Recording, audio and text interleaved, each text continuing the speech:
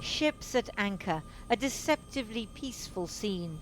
Last night, the Americans targeted Iranian boats, which, they said, had been laying sea mines to ensure that the 2,000 ships and 20,000 seafarers stuck in and around the Strait of Hormuz are going nowhere. Iran today showed off what it said was the remnants of a US Reaper drone that they had shot down in response.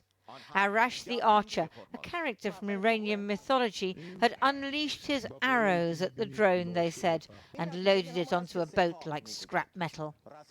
To Iran, the US attack was a breach of the ceasefire, even as President Trump reiterates bafflingly that a deal with the Islamic Republic is nearly done. It is not the first time we are witnessing these contradictions. In fact, one of the problems in our negotiations is these inconsistencies and contradictions in their behaviour. This is not a new issue. Qatar has been hosting talks between US and Iranian delegations, and it's been reported that they've reached an agreement on Iran's frozen assets. But in a rare message, Iran's supreme leader, who has still not been seen in public, excoriated Muslim countries like Qatar, which host US bases. The clock cannot be turned back, and the nations and lands of the region will no longer be a shield for American bases. Moreover, America will no longer have a safe place in the region for mischief. None of which pleases the Israeli Prime Minister, who was meeting his defence chiefs today. His dream of overthrowing the Islamic Republic by force has been dashed, and the US seems unwilling to return to full-scale war. So he's doubling down on his campaign against Hezbollah in Lebanon. They've been attacking the southern Lebanese port city of Tyre, normally home to some 200,000 people, most of whom have now fled. Iran says Lebanon must be included in any peace deal. So, fearing that the Americans will soon tell them to stop, the Israelis are widening their scope. They released cockpit footage of overnight strikes on Mashhara, a town in the Bekaa Valley, which is well beyond the part of southern Lebanon they had marked out as a buffer zone. Hezbollah, for its part, has also been ignoring the temporary ceasefire, releasing up to 1,000 drones over the past 8 days, targeting northern Israel and Israeli armour within Lebanon. These days, a $300 drone can take out a tank that costs millions.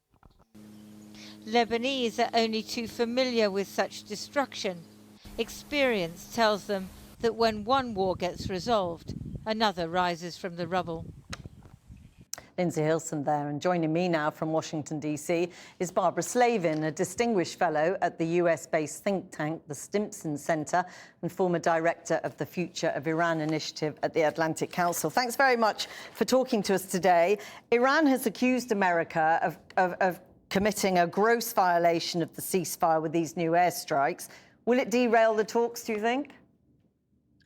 No, I don't think so. I think there is still a strong logic to these talks.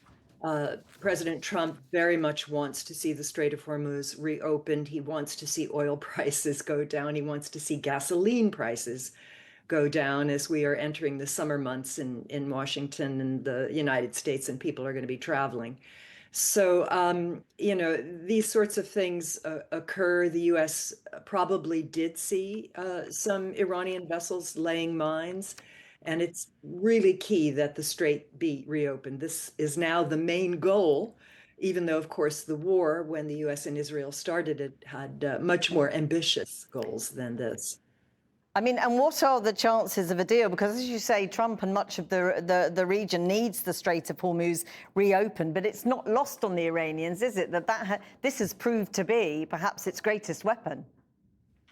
Yeah, but the Iranians need to use the strait as well. They are sending out some oil through other means, but they need to start sending oil through the strait. They need to get their assets that have been frozen, as it has been mentioned. Qatar is now apparently working on that. So I think an agreement at least a preliminary agreement suits pretty much everyone. And I mean, that preliminary agreement, it's not quite clear whether the nuclear question will be part of that or whether that will be kicked further down the road. What are your thoughts?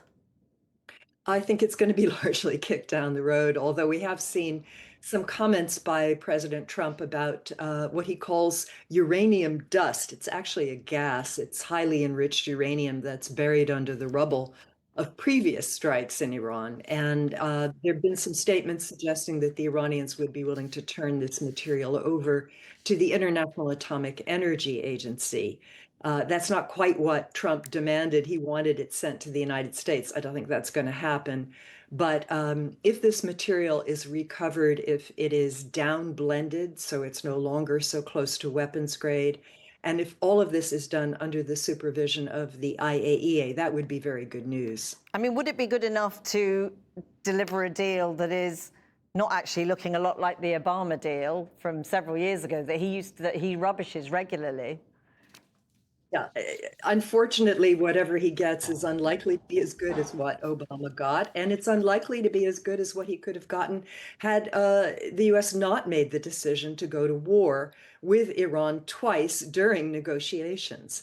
I think the Iranians are feeling emboldened by this war because the regime survived and, of course, has shown its ability to cause immense pain to its neighbors and to the entire international economy.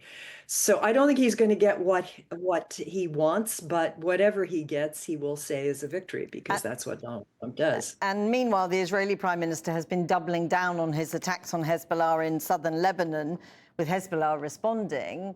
What does all this do to the chances of peace? Well, that suggests that Netanyahu believes that there will be an agreement and that Trump will tell him he has to stop bombarding Lebanon. And therefore, Netanyahu wants to get in the maximum number of strikes and do the maximum amount of damage before Trump tells him to stop.